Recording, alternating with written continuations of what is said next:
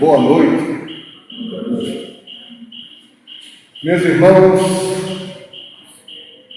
que a paz e a luz do nosso meio divino Mestre Jesus nos ilumine nessa noite maravilhosa e nos ajude a aproveitá-la da melhor maneira possível.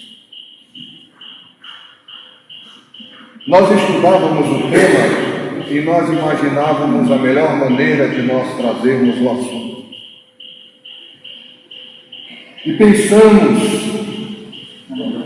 que a grande maioria de nós se aproxima da casa espírita com o intuito de buscar paz. Como eu posso viver esta vida com todas as suas tribulações, com os problemas que têm me agitado tanto, com as circunstâncias difíceis em que me encontro, e mesmo assim eu ainda ter esperança? Não são poucos os que entram na casa espírita sem esperança. Muitos estão aqui dentro, convivem conosco, participam das nossas atividades, mas infelizmente ficam na superfície do entendimento que justamente vai lhes oferecer os meios, as oportunidades de conseguir o seu intento quando chegaram aqui. Nos lembramos de uma história que foi contada do nosso querido Chico Xavier, em que para muitos, uma pessoa tremendamente iluminada, poucos porém sabem o quanto Chico lutou, quantas dificuldades imensas teve ele que carregar, mais velho de vários irmãos, teve que ajudar a sustentá-los, com quase nenhum recurso, com grandes dificuldades, e além de tudo isso, tinha uma grande responsabilidade na área da mediunidade e teve que dar curso. Diz essa história que, no momento de grande sofrimento, de dificuldades incontáveis, quando ele estava se sentindo mais pesado, mais triste, ele pediu a Emmanuel, num arrobo, num momento em que estava se sentindo muito triste, que ele levasse a Maria Santíssima, Mãe de Jesus, uma pergunta, que ela pudesse lhe dizer algo, uma frase, uma recomendação que o ajudasse a lidar com todas as dificuldades e os problemas que ele estava passando. Emmanuel, vendo a sinceridade do Chico, silenciou, não disse nada e se prontificou a levar o recado. Passado alguns dias, Emmanuel aparece para Chico Xavier e lhe responde. Maria mandou a resposta. Ela mandou a resposta para você. E Chico, emocionado, ficou aguardando as palavras que tanto lhe iriam ajudar a superar tantos problemas, tantas dificuldades, tantas dores. E ele diz, Maria manda lhe dizer, tudo passa.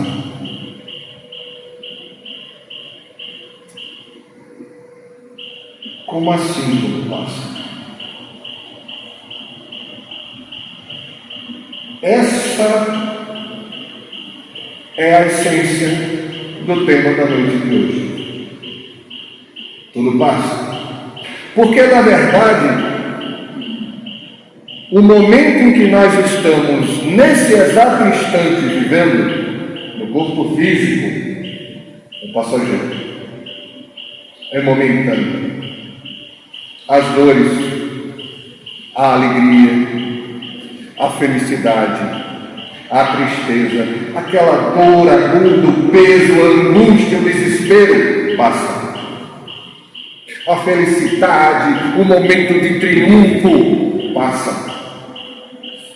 Tudo passa.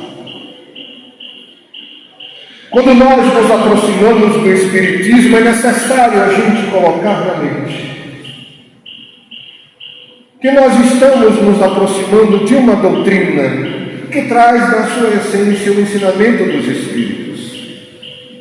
Não é uma religião que se baseia numa tradição. A nossa própria fé, ela não se baseia simplesmente no crer. Na pergunta 171 do Livro dos Espíritos, que é o início dessa palestra, Kardec pergunta qual a base para o dogma da reencarnação. Isso é perfeito, essa pergunta. Porque a reencarnação para muitos é um dogma, uma verdade indiscutível no seio da sua religião. No Espiritismo, não. Porque nós não temos dogmas. Nós também não inventamos a reencarnação. O conhecimento do renascer em um novo corpo, do reexperimentar sucessivas oportunidades no corpo físico, não é uma novidade espírita. Os egípcios, os indianos, tantos outros povos, os próprios judeus, tinham e têm a reencarnação como parte dos seus ensinos particulares. Não está na Bíblia literalmente escrita. Porque era impossível ao nosso querido mestre explicar com absolutos detalhes coisas para um povo tão rude, tão duro, tão difícil de lidar. Um sábio doutor da lei, Nicodemos, chegou a lhe perguntar se ele tinha que entrar de novo no útero da sua mãe. E Jesus lhe responde: se a você, que é um doutor da lei, um estudioso, que tem acesso ao conhecimento reservado aos grandes estudiosos que não são revelados ao povo, não sabe isso, como eu vou falar isso para o povo? Por isso era necessário que viesse depois essa informação, que fosse reavivado. Dentro do Espiritismo não há nenhum ponto indiscutível. A reencarnação para nós não é um dogma.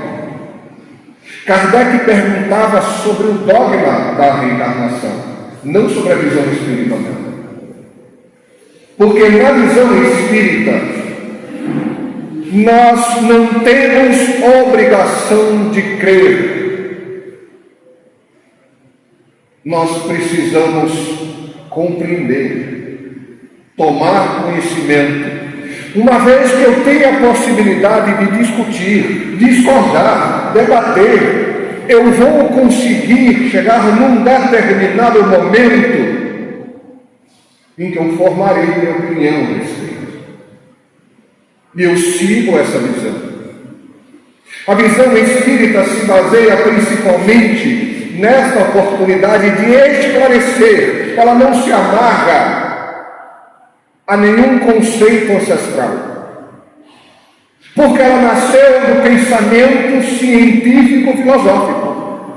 O pensamento religioso foi consequência natural das observações feitas. Mas, voltando ao assunto, como compreensão da doutrina espírita, principalmente, como a compreensão da reencarnação pode vir a fazer com que tenha eu uma vida mais tranquila, mais aproveitada. É interessante, porque Jesus igualmente nunca nos prometeu um grande mar de rosas quando nos disse para segui-lo. Ele lembrou de nos advertir: aquele que quiser vir depois de mim, carregue a sua cruz e me siga. Estava ele dizendo que nós precisávamos estar a sofrer para segui-lo? Não. Ele dizia: venha do jeito que você estiver. O problema que você estiver carregando, a dificuldade que você tenha, o conflito que você possua, não importa. Vinde a mim, todos vós que estáis cansados, eu vos aliviarei. Mas para sentir esse alívio, é preciso nós nos colocarmos sobre a sua justiça, sobre a sua mão, e tentarmos vivenciar na prática essa verdade. Porque quando nós nos aproximamos da doutrina espírita, não é para ninguém ficar afagando nossa cabeça. É para nós nos ajudarmos mutuamente a ficarmos de pé. Porque de joelhos nós já estamos. Porque somos fracos, somos pequenos. Nos falam os espíritos através da psicografia de um trabalho gigante que Kardec e outros grandes nomes tiveram para amealhar, juntar e nos trazer de que nós estamos no mundo temporário. O planeta em que nós vivemos, aqui estamos momentaneamente. O fato de nascermos aqui já constitui por si mesmo a prova de que não viemos a passeio. Nos fala Kardec, quando classifica os tipos de mundos, didaticamente, lógico, que existem na obra de Deus, ele nos diz que o nosso pequeno mundo é um mundo de expiações e provas. Um mundo tão material que nós ainda precisamos lutar para viver. Mais material que nós, só os mundos primitivos, onde as primeiras reencarnações acontecem, mas comparados a eles, nós somos muito adiantados. A grande maioria de nós é estrangeiro.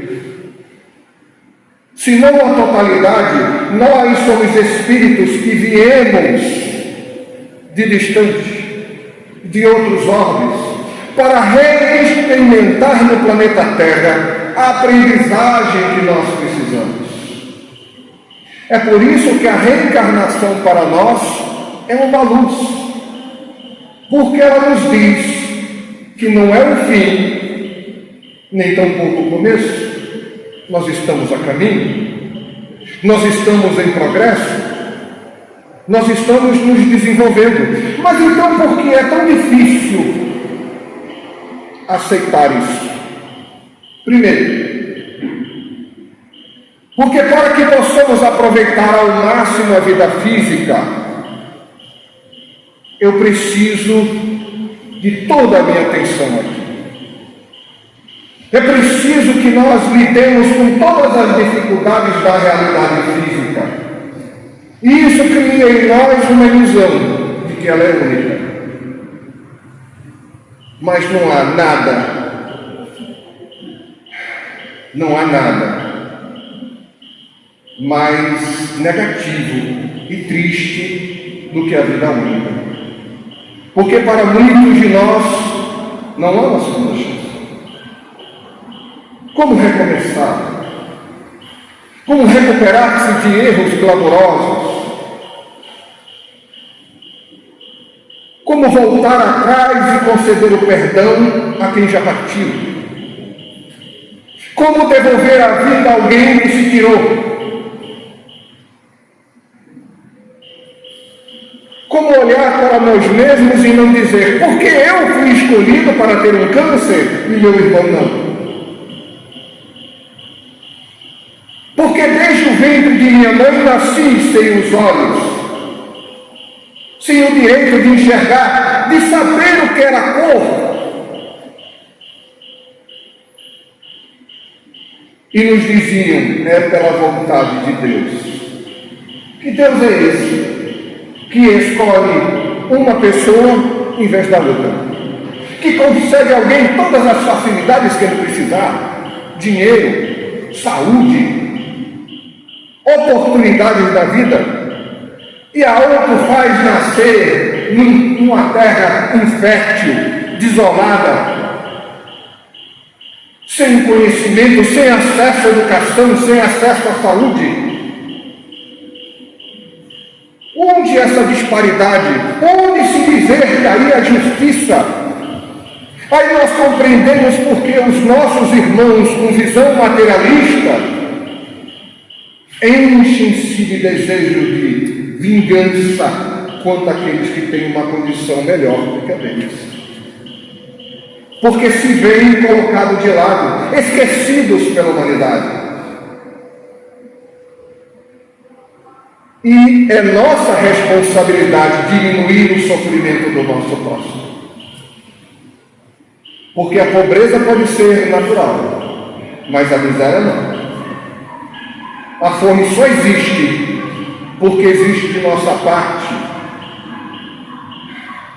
a ignorância, a cupidez, a arrogância.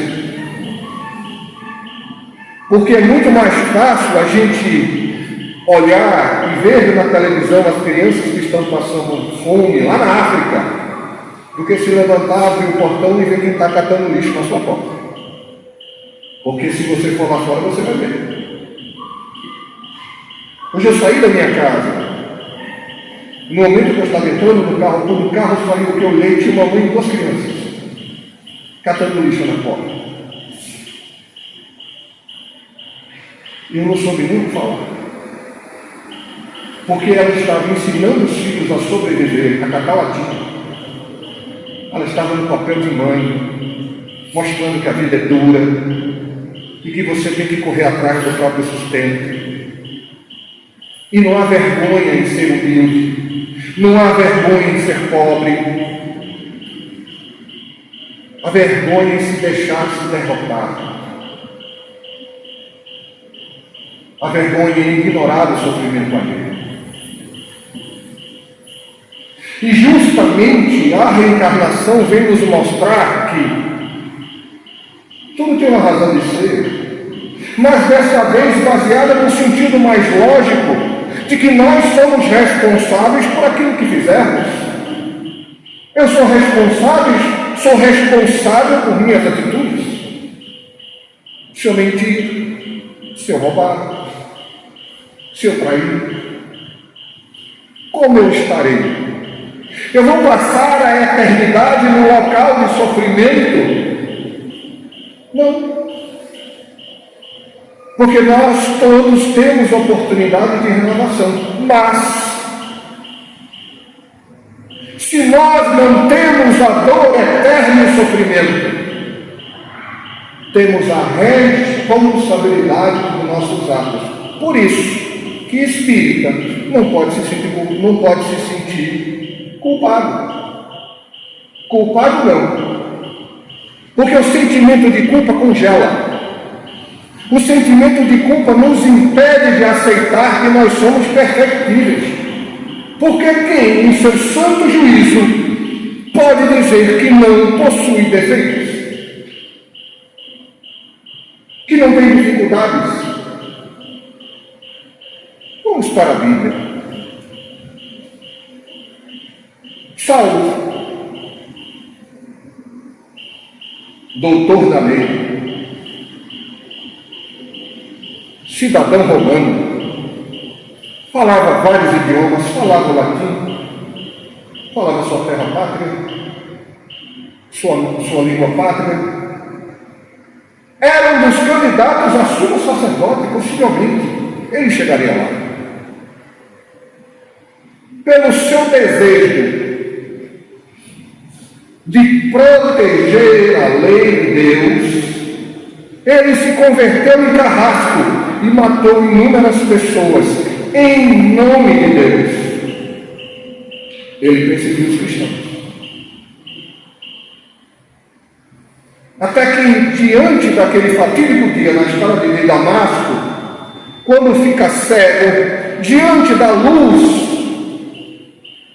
da visão do Cristo ressurreto, em vez dele cair ali e pedir perdão, ele diz: que queres que eu faça? E Jesus manda seguir em diante, ir até Damasco e procurar o homem que ele tinha ido matar.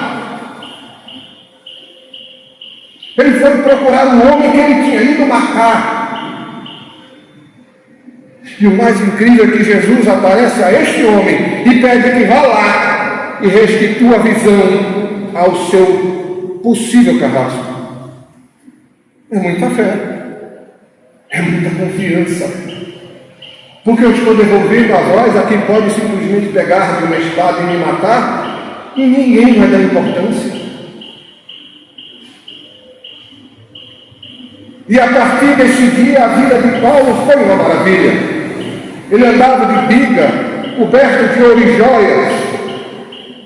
Não. Ele saiu escondido, teve que ser colocado num cesto, porque quando descobriram que ele tinha se convertido ao cristianismo, os seus pares, aqueles que comungavam com ele no exercício de destruir os cristãos, queriam agora matá-lo. Ele teve que sair escondido, fugir para o deserto, passou 2 anos escondido, ao mesmo tempo que estudava o Evangelho e se preparava. E mesmo depois disso tudo, nos diz Paulo: tenho um espinho encravado em minha carne.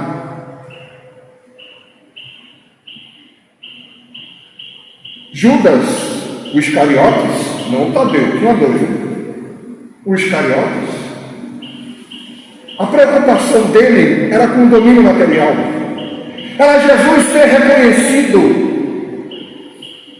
Então, se ele fosse posto numa condição em que o povo o visse ameaçado, o povo se revoltaria e o socorreria, porque ele tinha visto como o povo recebeu.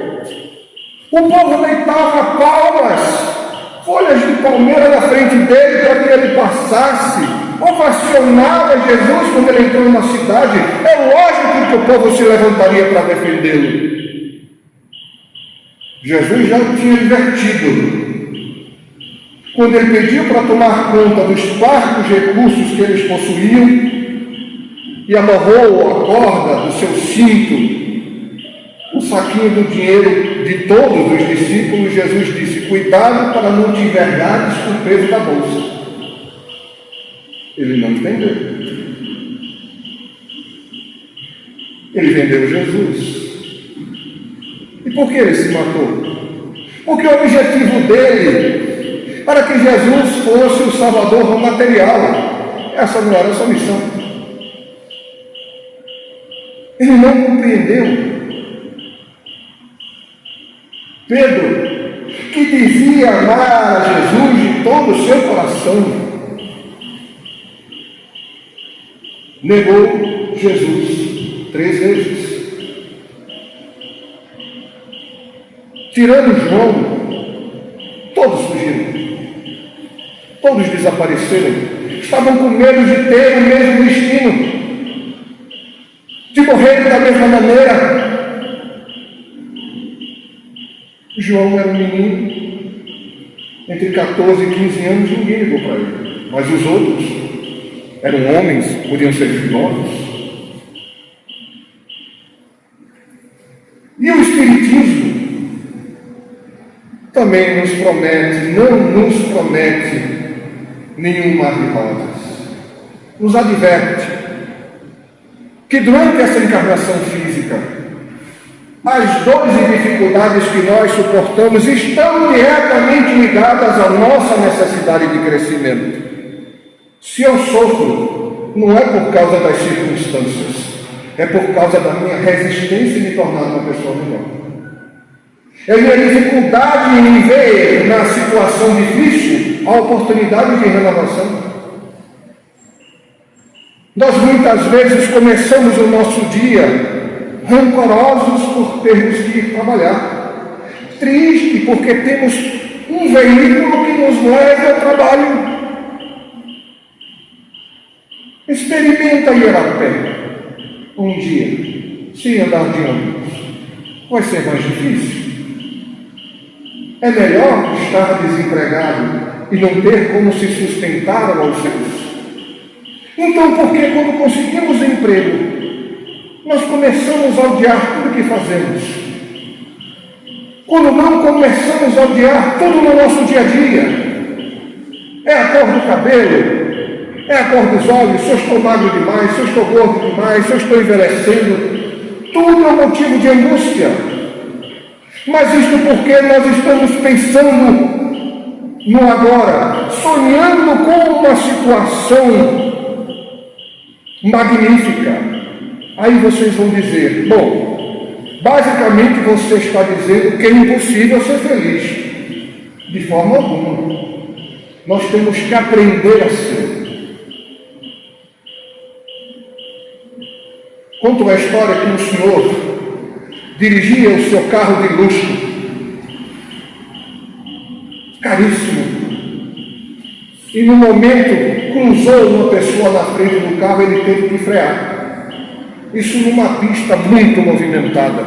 O carro que vinha atrás freou o mais que pôde, mas diante da coisa inusitada, bateu na traseira do carro de luxo. Ele desceu enlouquecido. Como você ousa bater no meu carro? O rapaz que bateu atrás já estava com a chave na mão para dar para ele, porque o conserto do arranhão era o preço do carro dele. Isso ele já estava certo. Mas aquele senhor estava tão agitado, tão vermelho, que ele via a hora de um ataque. Disse, o senhor se acalme. Não, mas o meu carro, eu digo, sim, mas é um arranhão, o senhor conserta. A gente dá um jeito, eu estou preocupado com o senhor vai ter uma coisa. Não, isso é um absurdo. E aí estava tão agitado que digo, vou entrar no meu carro, vou pegar meu celular, vou ligar para a polícia. Quando ele vai na direção do carro, a porta estava aberta do lado do trânsito. Passa um caminhão em alta velocidade e leva a porta do carro, junto com o braço dele. E ele começa a xingar o motorista. Seu louco, o meu carro. E o rapaz atrás, desesperado, corre para ele e diz, moço, o senhor está tão desesperado pelo seu carro que o senhor não notou. O caminhão levou o seu braço. Aí ele olhou o homem ensanguentado e fez, meu Rolex. Foi junto. Por Deus, até onde vai a nossa cegueira, porque realmente tem valor. Eu não posso ter nada, eu não posso ter uma coisa que isso não é coisa de pessoa elevada a bobagem. Riqueza, pobreza, saúde, doença, tudo isso está relacionado a um processo de aprendizado. Nós estamos no mundo de expiações e provas porque nós precisamos experimentar. Então, se hoje estamos numa condição de subalternidade, amanhã estaremos numa condição de mando, e vice-versa. Se você acha que os homens são injustos com as mulheres, não se preocupe, você vai ser homem. E você que é mulher está preocupado, você que é homem está preocupado que as mulheres estão pegando no seu pé, não se preocupe, você vai descobrir que é teu filho. Porque a experiência de ser homem ou de ser mulher faz parte do processo evolutivo. Para nós espíritas não tem problema. Nós vamos passar pela experiência. Nós vamos ter que vivenciar e entender que a cada momento há uma nova oportunidade de aprender. A questão é que quando nós não conseguimos entender, quando nós fugimos do nosso objetivo de crescimento, vem a necessidade de repetir a lição. E nós retornamos para reexperimentar as situações que nós abandonamos. E entenda-se, não é o olho por olho, dente por dente, não. É a necessidade de reexperimentar a circunstância. Aquele marginal, aquela monstruosidade de ser humano, que ordenava a seus homens que matassem, que instigava os seus subordinados a roubar, matar, pilhar numa guerra, volta como professor. Seu trabalho é educar, ensinar sobre a paz. Há muitas vezes grupos de jovens envolvidos na violência, que formam gangues. E você olha e diz assim, que pessoa extraordinária, que dedicação maravilhosa. Ele está revisitando os seus antigos soldados, um por um. Vão vir à sua porta. Ele não precisa banhar-se de sangue de novo para reequilibrar a si mesmo e aqueles a quem desvirtuou no caminho. Isso é justiça de Deus. Isso que a gente precisa entender. Às vezes, quando nós vemos uma pessoa, isso aconteceu com Chico. Chico estava junto de um certo número de espíritas conhecidos, já de renome, caminhando na rua todos juntos, indo para algum lugar, quando o Chico reparou que no outro lado da rua havia um mendigo, todo sujo, descabelado. Chico pediu licença, atravessou a rua, foi até aquele mendigo, abraçou, conversou com ele, e os outros ficaram do outro lado, só olhando. É só Chico mesmo para abraçar o mendigo, né? Pelo amor de Deus. Aí quando o Chico voltou, a gente perdoe, meus amigos, eu não resisti a ir lá falar com ele. A gente entende, Chico. É um espírito necessitado, que vem nessa condição para resgatar. Chico, não, meu querido. Eu fui até lá porque eu me surpreendi da grandeza daquele espírito. É um espírito tão iluminado que a última encarnação dele na Terra é essa. E eu fiquei surpreso com a luz que emanava dele e fui lá cumprimentá-lo. Quem somos nós para julgar quem está fazendo o que realmente? Tinha uma senhora que tinha uma casa espírita, me falha a memória onde, mas a época era muito interessante porque ela estava passando muitas dificuldades. E havia um mentor muito querido que sempre orientava a casa, esclarecia, consolava. E graças à orientação desse mentor, ela conseguiu muito. Ela conseguiu se manter na luta, se ergueu, fundou a casa cresceu, estava dando frutos, estava uma maravilha. E ela era muito alegre. Até que um dia, um outro amigo espiritual revelou a ela o guia espiritual que tanto ajudava. Era um menino que ela tinha de 10 anos em casa, que tinha síndrome de Down, em um nível muito avançado, e quase não falava. Quando ele dormia em casa, ela ia para o centro, ele adormecido se desdobrava e orientava na reunião de Deus Espírito Santo. Aí a gente entende que a reencarnação não é castigo. Eu vim aqui para sofrer. A gente ouviu muito isso, não foi, meu amigo? A gente ouvia muito isso antigamente. Até a gente vem na reencarnação porque a gente tem que pagar. Aqui não é serrada não, minha gente. Não tem que pagar nada, a gente tem que aprender. E quando a gente não aprende, repete porque a gente está estagnado. Cada oportunidade é uma nova oportunidade. Então eu posso ser feliz? Sim. Mas não o tempo todo. Porque a felicidade passa. Assim como a dor, como o desespero, tudo passa. E quando nós começamos a entender isso, não é que as coisas deixem de acontecer. É preciso compreender isso. Jesus nunca nos prometeu isso. Mas aquele que entende, aquele que vive o amor ao próximo, que compreende a justiça de Deus, ele vive no mundo e não pertence ao mundo. Ele usa as coisas materiais, vive o dia a dia material, porque é necessário ao nosso processo evolutivo. Eu tenho que pagar minhas contas. Se eu deixar de pagar, a conta de luz corta. Eu preciso trabalhar, eu preciso estudar, eu preciso fazer o que tenho que fazer. Mas tudo que eu fizer, tudo que você for realizar, leve um pensamento a Deus, agradeça a oportunidade, por mais difícil que seja. Se não conseguir uma vez, tente duas, tente três. Se achar que não é possível, tente outra coisa, mas não pare. Nós não podemos nos dar por vencidos.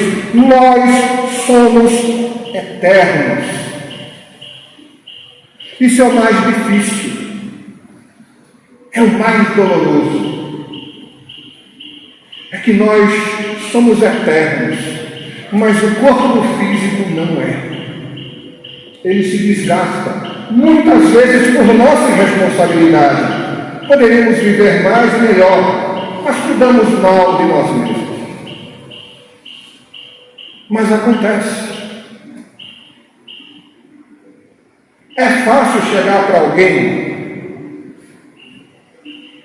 que teve a experiência, nas palavras deles próprios, de perder alguém querido e explicar a reencarnação. O desafio é viver a experiência. É você ver um jovem cheio de vida, cheio de planos, de alegria, esperar a própria morte. É ver a ciência fazer o impossível.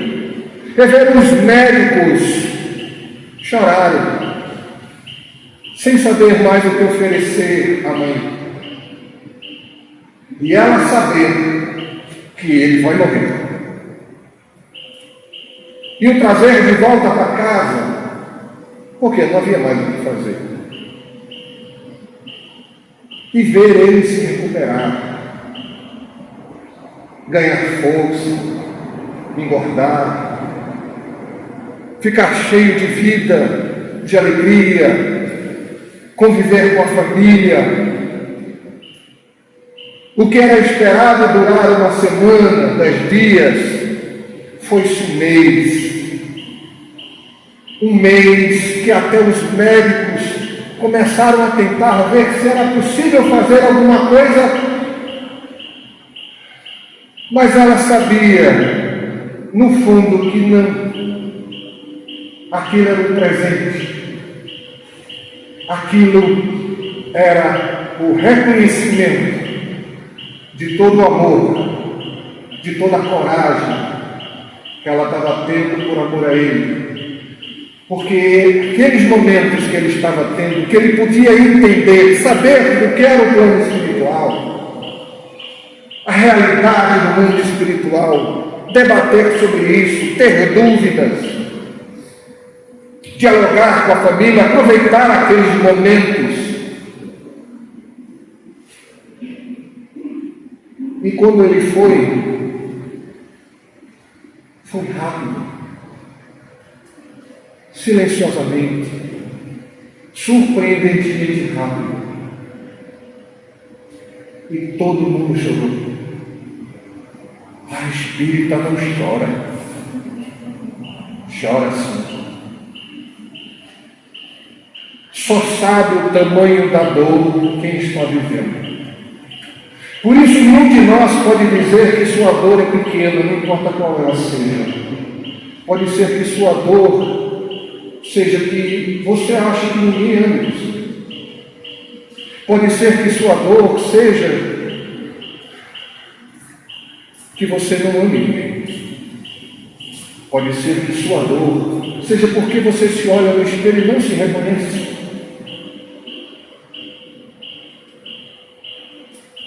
Possa ser que você ache que você não merece sofrer tanto. Ou que parece que você só sofre. Todos nós temos a nossa dor, todos nós carregamos o nosso caminho. Jesus não nos pergunta o tamanho da dor,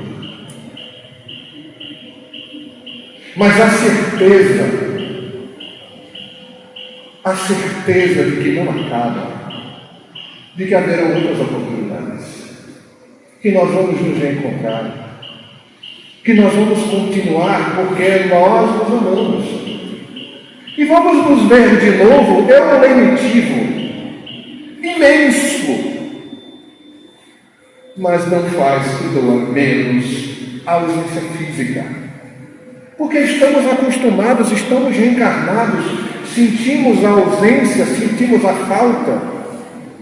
E é absolutamente normal. Então precisamos começar a nos preparar, não só para o desencarne daqueles que estão conosco, mas para a nossa própria desencarnação.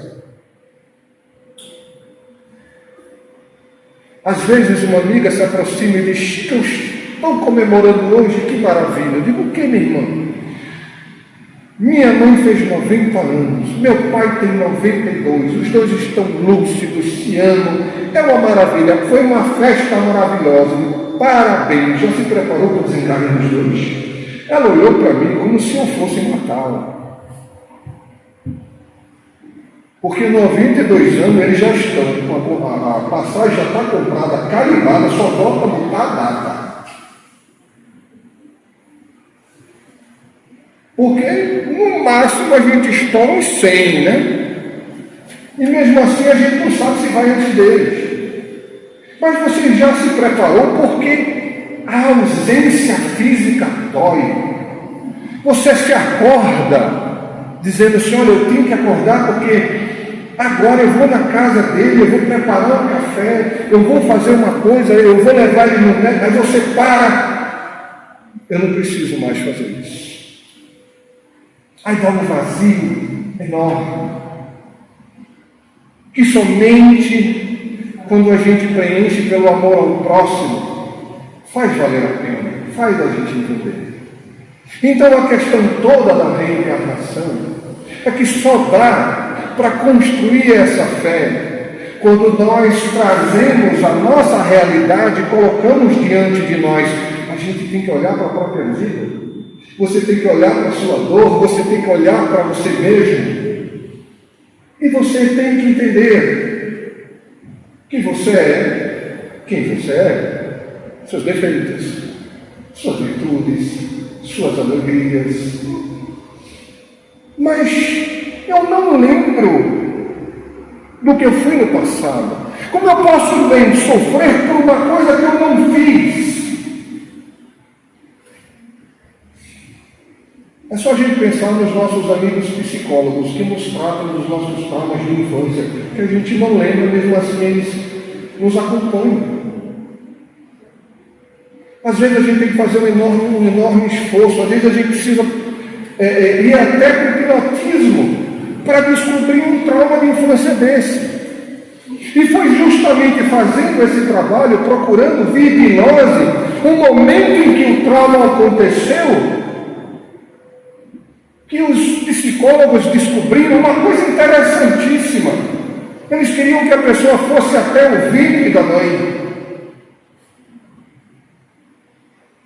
E tem um caso, aproveitando, tem um caso muito interessante de um rapaz que odiava os pais profundamente, tanto que era criado pela avó. E o pesquisador da época, Henrique Rodrigues, foi procurado pelo psicólogo, porque o psicólogo não sabia o que fazer. Não havia uma explicação para a aversão, e ele já era um garoto, já estava pelos seus, não me falha a memória, pelos seus 15. Não havia uma explicação para a aversão profunda do jovem aos pais. Então ele fez o trabalho de hipnose, e o menino voltou ao ventre materno.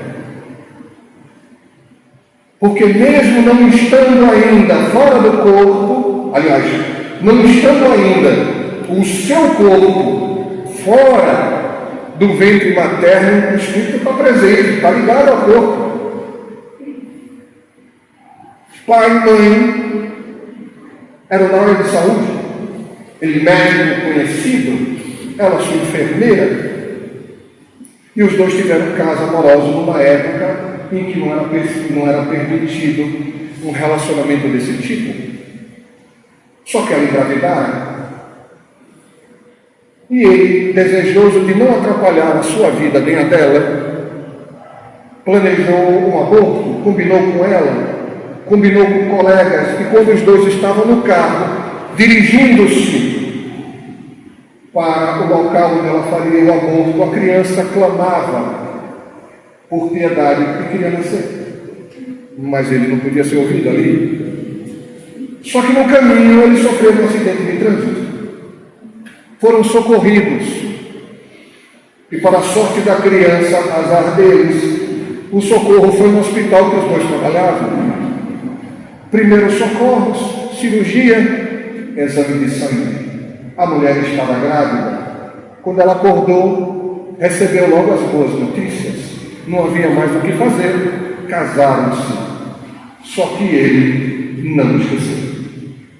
Embora conscientemente, ao se ligar ao corpo físico, ele não lembrasse, ele tinha a rejeição dos pais ao seu nascimento.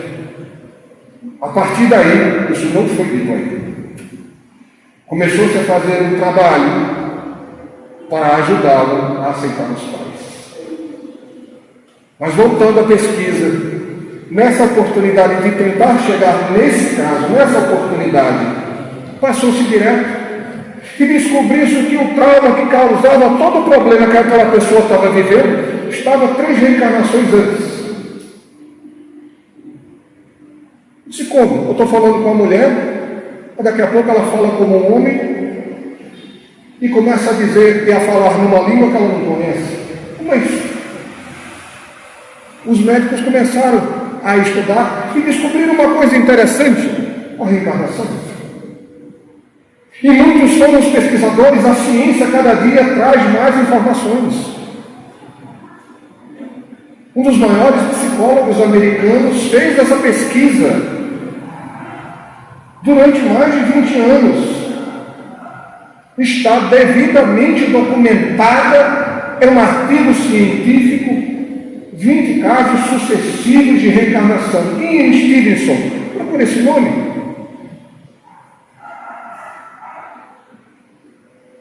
E ficou por isso mesmo. Porque não é interessante, as pessoas não querem se aprofundar, porque isso falou de espírito, falou de vida após a morte, isso é religião. Só que nós espíritas compreendemos que não é uma questão religiosa, é uma questão de experiência prática.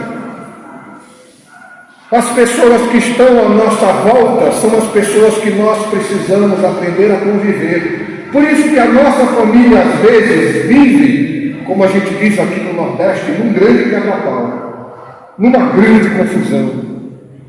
Mas no final todo mundo se ama.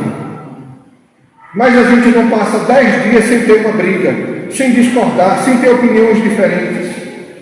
Porque nós precisamos aprender a conviver juntos, a nos entendermos, a renovarmos laços. Eu me lembro que na minha adolescência, eu vi uma casa de uma amiga aqui perto. Cheguei no portão e disse: olha, eu gostaria de falar com o nome dela. Na casa, junto com ela, moravam, se não me engano, 8 irmãos,